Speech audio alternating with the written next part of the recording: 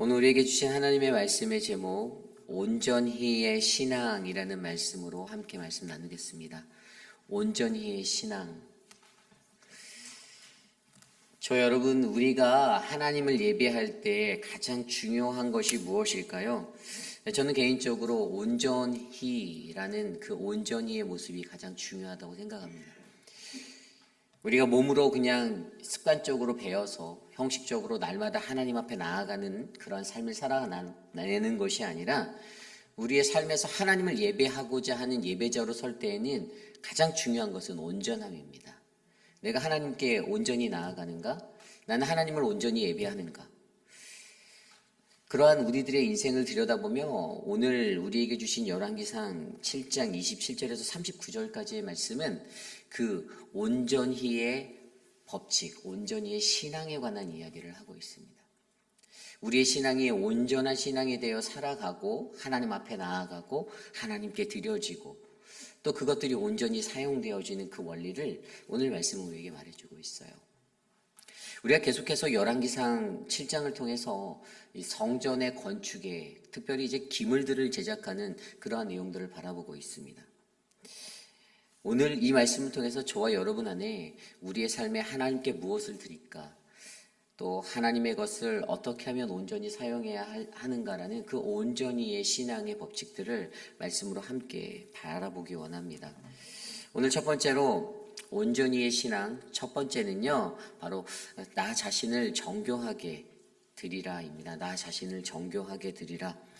오늘 말씀을 자세히 들여다보면요, 놋받침의 수레를 만드는 내용이 27절로 37절까지 나와 있고요. 놋 물두멍 38절에서 39절까지 놋 물두멍을 만드는 이야기가 나오고 있습니다. 이 말씀을 조금 더 정확히 보면요, 27절에 또 놋으로 받침술에 열을 만들었으니 매 받침술의 길이가 4규빗이요 너비가 4규빗이요 높이가 3규빗이라. 그러니까 정사각형 모양인 거예요. 이제 가로 세로가 4규빗으로 되어 있죠. 그리고 높이는 이제 그 면은 정사각형이고 높이가 이제 3규빗이니까 그런 모양으로 되어져 있는 그 놋 받침 수레를 만들라고 합니다. 가로가 1.8m, 세로가 1.8m, 높이가 1.35m, 45cm가 1규빗이기 때문에 이렇게 계산이 되어져요.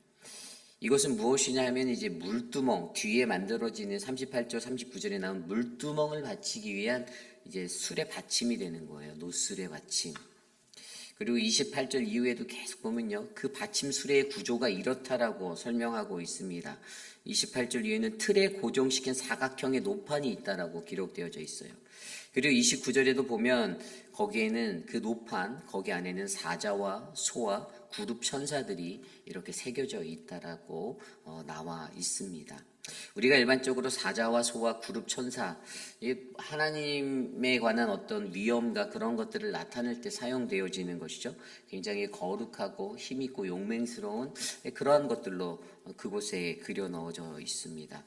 그리고 29절에도 사자와 소 아래는 꽃무늬로 되어 있다라는 그런 모양에 대해서 설명해 주고 있어요. 30절 말씀에도 보면요, 놋받침에는 놋으로 만든 바퀴 4개와 축이 있다라고 설명합니다.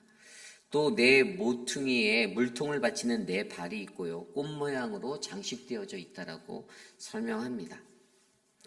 그리고 그 뒤에 나오는 31절 말씀에도 놋받침 위에는 오목한 받침대가 있고 그것이 놋받침 위로 45cm 올라와 있다라고, 그 깊이가 68cm. 이게 뭐냐면 이렇게 놋받침 수레가 있잖아요. 그럼 이 안에가 이제 좀 이렇게 안으로 움푹 패여져 있어서 거기에다가 이제 물두멍을 올려놓는데 거기에 모양의 오목한 받침대가 이렇게 올라와 있는 거, 45cm가량 올라와 있고 그 깊이는 68. 거기에다 이제 물두멍을 얹는 거예요. 그런 모양으로 여러분들이 기억하시면 됩니다. 그리고 계속해서 그 면에 이제 31절 말씀 후반부에 보면요, 그 나머지 면에는 아로 새긴 것이 있다라고 나와 있죠. 계속해서 거기에 모양들이 이제 꽃무늬들이 새겨져 있는 겁니다. 이러한 모습으로 놋받침의 수레가 계속해서 만들어지는 것들이 나와요. 여러분, 근데 이것들을 보고 또 물두멍을 만드는 38절 이후에도 보면요. 뭐라고 나와 있습니까? 물두멍 10개를 노수로 만들었는데 물두멍마다 각각 40밭, 이게 880리터거든요. 이 원래 밭이라는 단위가 이게 하나의 어떤 그 용량을 재는 그러한 단위로 사용되잖아요. 근데 여기에는 분명히 880리터라는 어마어마한 그런 물의 양을 또 담을 수가 있었어요. 그리고 그것의 직경 4규빗이고 뭐 성전에 5개를 왼쪽에 오른쪽에 5개를 두었다라는 것을 설명합니다. 이 놋받침과 수레 물두멍은 한 세트예요. 근데 이것을 만드는 것들을 자세히 들여다보면 굉장히 정교하게 만들었죠. 히람이라는 굉장히 실력 있는 장인의 그 기물 제작자가 이것들을 한 올 한 올을 만들었을 때 잘 생각해 보십시오. 이게 총 10개였어요. 10개. 근데 이 모양이 다 똑같았다라는 거예요. 그 10개를 아주 카피를 해내듯이 정확하게 정밀하게 제대로 복제해내서 만든 것 같이 굉장히 섬세하게 작업을 했을 거라는 거죠. 그래서 그것들이 오늘 이 하나님의 성전, 솔로몬이 짓고 있는 하나님의 성전 앞에 5개씩 오른쪽과 왼쪽에 놓여져 있는 것입니다. 우리가 여기서 생각해야 하는 것은요, 이 기술자적인 측면에 있어서 이 장인이 가지고 있는 성숙한 실력과 그가 가지고 있는 어떤 정밀하고 세밀한 어떤 세공 기술, 뭐 이런 것들을 생각해 볼 수 있지만, 하나님 앞에 나와 예배하는 예배자들, 하나님을 섬기는 자들이 가져야 하는 섬세함이 우리에게 요구되어진다는 것입니다. 그냥 하나님을 믿을 수 있죠. 그런데 우리가 하나님의 일을 감당할 때 우리에게 요구되어지는 것은 그래도 하나님의 일 앞에서 나 자신을 정교하게 드림으로써 그 일이 아름답게 세워져가는 그러한 모습들이 저희들에게 있어야 된다는 거예요. 여러분들이 하나님의 일을 감당하십니다. 어떤 분은 안내로, 어떤 분들은 뭐 예배를 돕는 미디어 팀으로, 우리 화분 집사님 같은 경우는 또 반주자로 각자의 자리에서 여러분들이 섬기실 때 과연 여러분들은 어떠한 정교함을 가지고 나갑니까?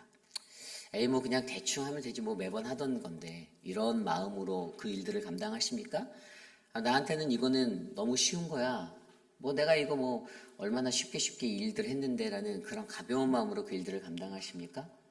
물론 그렇게도 일하실 수 있습니다. 틀린 것은 아니에요.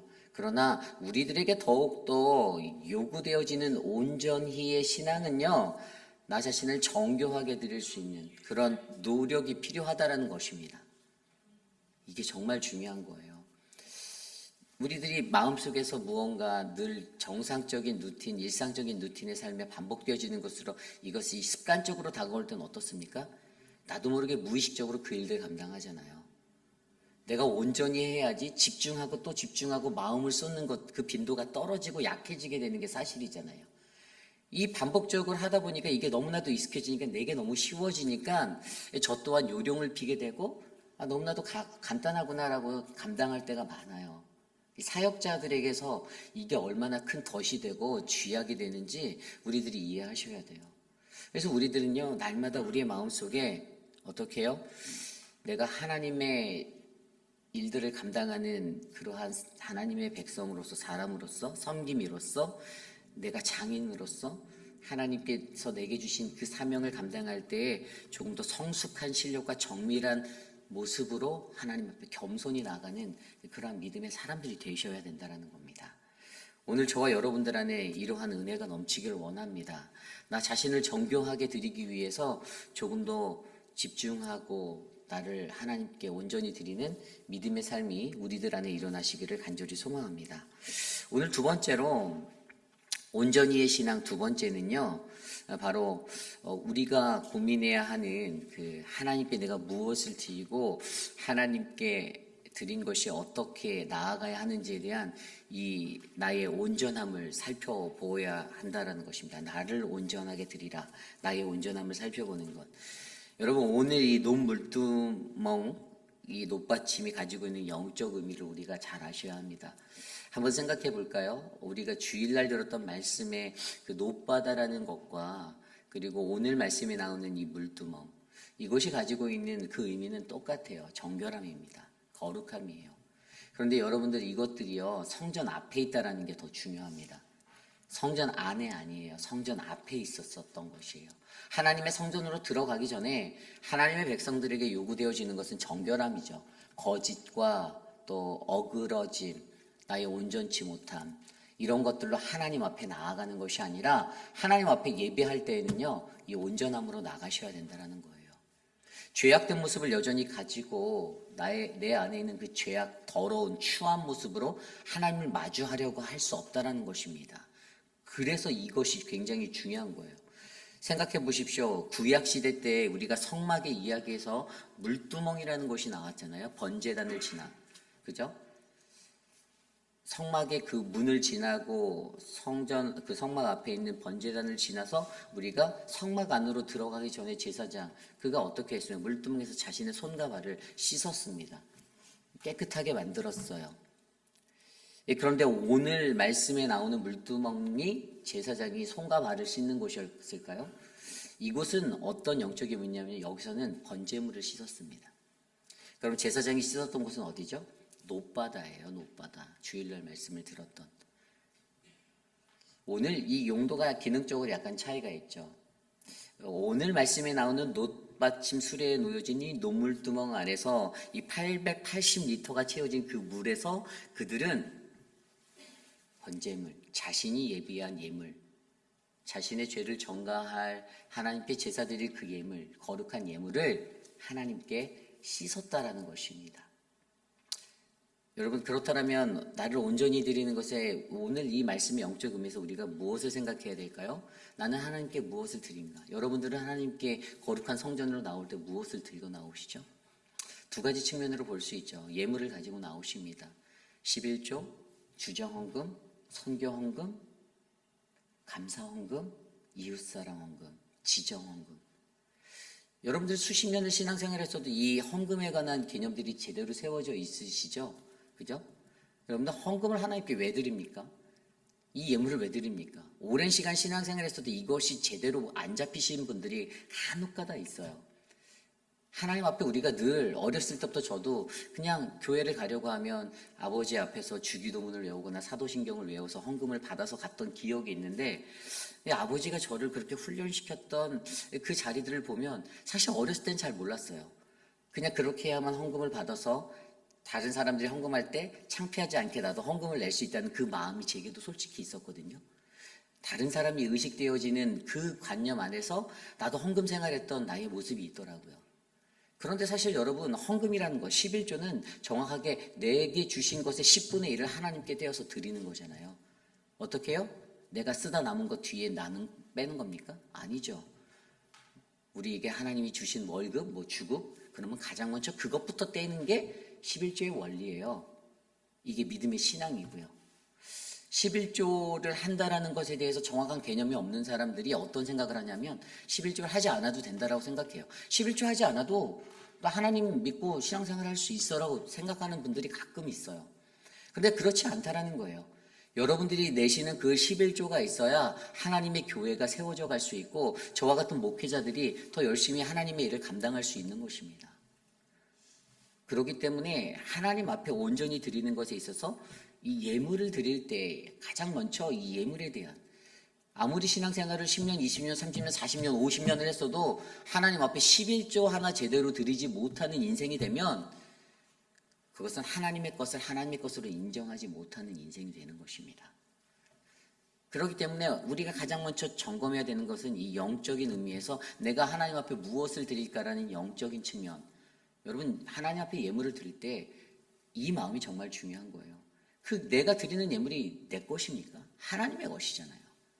하나님이 내게 주신 거 감사하는 마음으로 주님, 내가 당신께 당신의 것 다시 드립니다. 내가 더 많이 드려야 되는데 하나님이 내게 주신 10가지 중에 9가지 내가 가지고 한 가지만 드리겠습니다라고 드리는 거잖아요. 그 마음의 신앙이 우리들 안에 잡혀 있어야 된다는 거죠. 그런데 저와 여러분들에게 이 예물적인 측면, 하나님께 드리는 물질적인 측면 외에 또 다른 것이 있죠.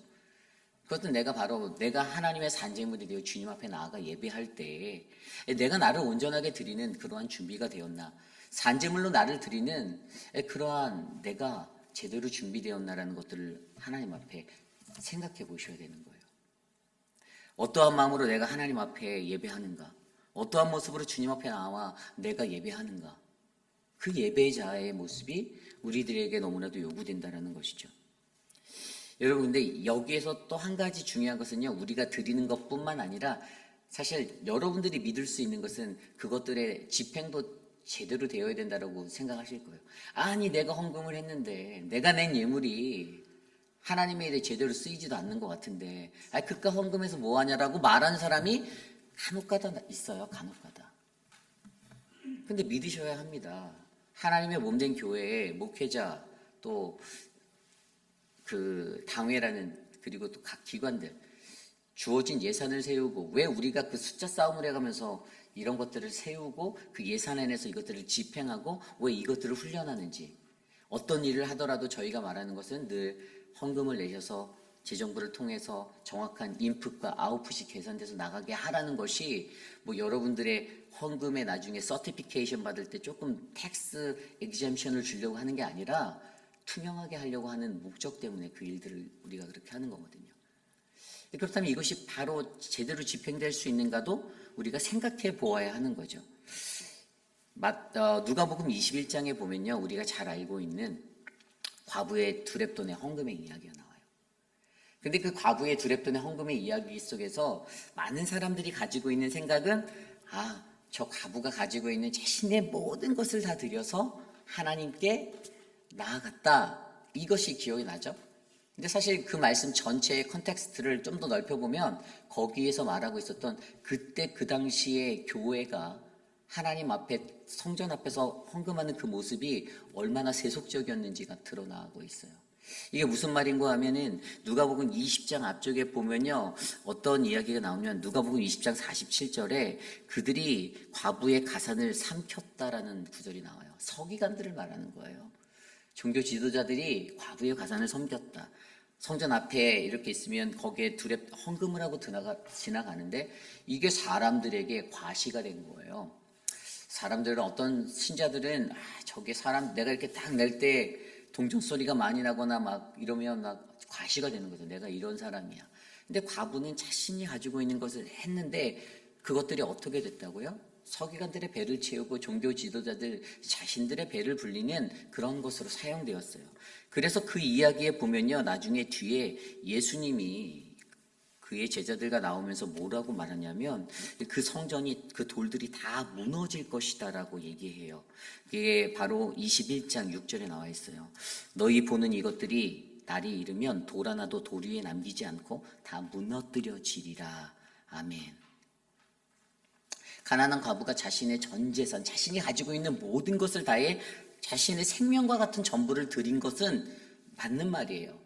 그런데 그것들을 집행하고 사용하는 사람들이 그것들을 제대로 사용하지 못하였을 때 그 성전은 더러운 성전, 하나님의 뜻이 존재하지 아니하는 성전이 된다라는 것이죠. 우리들에게도 이러한 경각심이 필요한 겁니다. 우리가 하나님 앞에 정확히 드려야 될 거 계산해서 다 드려야 됩니다. 그리고 더 선명한 것은 그것을 집행하는 모든 우리들도, 우리 교회도 제대로 써야 한다는 거죠. 교회 돈 펑펑 쓰고 돌아다니지 말아야 한다는 것입니다. 목사님, 제가 목회를 하면서 여러분들이 피땀 흘려 벌어서 하나님께 드린 예물을 가지고 막 이것저것 막 제가 하고 싶은 거 다 하면서 하면 여러분들이 좋아하시겠습니까? 아니잖아요. 하나님의 나라의 사역을 위해서, 복음의 확장을 위해서 정확하게 사용되어지는 거, 이런 것들이 중요한 거잖아요. 그렇게 살아가야 되는 거 아닙니까? 조금 더 내가 어떻게 하면, 목회를 하면서 내가 어떻게 하면 우리 교회에서 자금, 경제적으로 유익함을 받을까 해서 제 머리만 막 굴려서 그런 것만 계산하면 하나님이 그러한 저의 모습을 보고 기뻐할까요? 저는 그렇지 않다라고 봐요. 그래서 사실 목회자로 살면서도 그런 것들을 조심하려고 늘 조심해요. 내 돈을 쓰면 내 돈을 좀 더 쓰려고 하고, 하나님께 드리려면 내 걸 더 드리려고 하고. 오늘 이 시대를 살아가는 우리들에게도요, 우리가 어떻게 하나님 앞에 드릴까를 고민할 때 이 고민함에 투명성을 주려면 저희도 또한 동일하게 정말 투명한 교회가 되어야 된다는 사실을 기억하셔야 합니다. 이것이 중요해요. 그래서 사실 오늘 이 말씀 안에서요, 첫 번째로 말했던 우리가 자신을 정교하게 드리는 것과 나를 온전히 드리기 위함, 이것의 법칙에서 우리가 살펴볼 수 있는 온전함의 신앙은요, 결국에 내가 하나님 앞에 어떻게 내려놓고 어떻게 드려야 하고 그것이 어떻게 맡겨지는 것인가의 이 세 가지 원리를 이해할 때 완성된다라고 저는 생각합니다. 그래서 제가 생각했던 게 창세기 22장에 나오는 모리아산에서 하나님께 드렸던 아브라함의 제사였어요. 자신의 아들을 번제로 드렸던 그 자리. 별거 아닌 것 같은 이야기지만 자신의 아들을 드리기까지 그에게는 내려놓음이란 자리가 필요했습니다. 쉽지 않았을 거예요. 내려놨어야 합니다. 금쪽 같은 아들이었는데, 나이가 100세가 돼서 얻었던 그 아들이었는데 그 아들을 하나님 앞에 드린다는 게 쉬웠을까요? 이 마음속에 비움이 필요했고 내려놓음이 필요했어요. 그래서 그가 그 내어놓음이라는 것을 결단하고 자신의 손에서 이삭을 내려놓게 되었을 때 그것이 어떻게 되었습니까? 내어드림이 되었어요. 하나님께 내어드렸습니다. 그것은 무엇입니까? 하나님의 주권을 인정하는 행위였죠. 하나님께로부터 받은 것들을 다시 하나님께 내어드립니다라는 마음으로 그의 아들을 드렸을 때 어떻게 해요? 그는 자신에게 가장 소중한 것을 하나님께 내어드릴 수 있었습니다. 이 내려놓음과 이 내어드림이라는 영역을 살펴보면 이것은 우리가 가지고 있는 것은 어떤 자포자기한 모습은 절대 아닙니다. 이것은 무엇입니까? 신뢰예요. 내가 하나님을 믿습니다. 당신의 것을 당신께 드립니다라는 이거 신뢰. 결국에 이것은요, 하나님 신앙의 기초, 믿음에 관한 이야기를 하는 거예요. 우리의 믿음이 어떠하냐, 온전한 믿음이냐, 온전하지 못하냐는요, 우리들이 하나님 앞에 드리는 것을 보면 알 수 있습니다. 11조 생활 못하면서 하나님 앞에 나는 온전히 드렸다라고 말할 수 없는 거예요. 하나님의 것조차 제대로 구별하지 못하는 혼미함을 가지고 살아가는 자들인데 어떻게 그것이 온전히 하나님 앞에 드렸다라고 말할 수가 있습니까? 결국에 내려놓음, 내어드림을 통해서 어떻게 됩니까? 그것을 통해서 이 신앙의 기초 믿음으로 나아가는 자들은요, 이 내어 맡김의 자리까지 가게 돼요. 내어 맡김. 아브라함이 갔던 내어 맡김.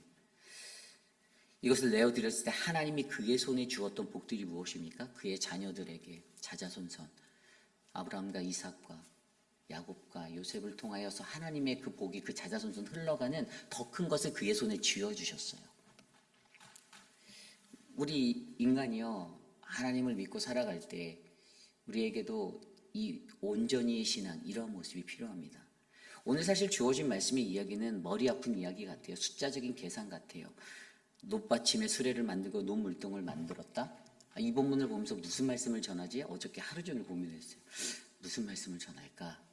근데 제 머릿속에 딱 한 단어가 지나가는 거예요. 온전히라는 단어가 스쳐가더라고요. 온전히. 오늘 저와 여러분들은 하나님께 무엇을 드릴까 고민하며 살아가는 인생이 되길 원합니다. 오늘 저와 여러분들은 하나님의 것을 온전히 사용하고자 하는 그 마음으로 나아가는 인생이 되길 원합니다. 그래서 그 온전히의 신앙이 우리 안에 자리 잡혀서 어떻게 해요?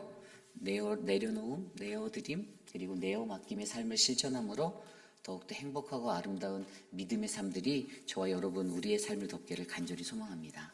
오늘 주신 말씀을 놓고 함께 기도하기 원합니다. 교회가 과부의 가산을 삼키는 종교단체가 돼서는 안 됩니다. 종교 지도자들의 탐욕으로, 그 몇몇 사람들의 탐욕으로 하나님께 바쳐진 하나님의 것, 그 헌물이 잘못 사용되어서 그저 교회의 것만 화려하게 꾸며지고 불을 가진 그러한 성전의 모습으로 가면 결국에 그 성전은 어떻게 해요? 돌 하나까지도 싹 무너뜨리겠다는 심판의 자리에 이른다는 걸 우리가 알고 있어요. 그렇다면 우리가 원하는 우리 휘빛하는 장로 교회는요, 어떤 교회가 되어야 됩니까? 거룩한 하나님의 성전이 되기 위해서 온전해지셔야 합니다. 온전해지셔야 돼요. 텔레오스, 온전해지셔야 합니다. 거짓되고 더러운 것, 추한 것, 창피하죠. 부끄럽습니다. 버리셔야 돼요. 비우셔야 돼요. 회개하셔야 됩니다. 하나님 앞에 온전히 살기 위해서 노력하셔야 됩니다. 그러기 위해 우리가 더욱더 하나님 앞에 믿음으로 나아가는 거룩한 교회 되기를 원합니다. 성전에 들어오기 전에 이 물두멍에서 번제물을 씻겼던 그 예배자들을 바라보며 내가 하나님 앞에 나올 때 나는 하나님께 무엇을 드릴까? 내가 드릴 수 있는 것들을 온전하게 정결하게 씻어내는 우리들, 저와 여러분들 되기를 함께 기도합니다. 기도드리겠습니다.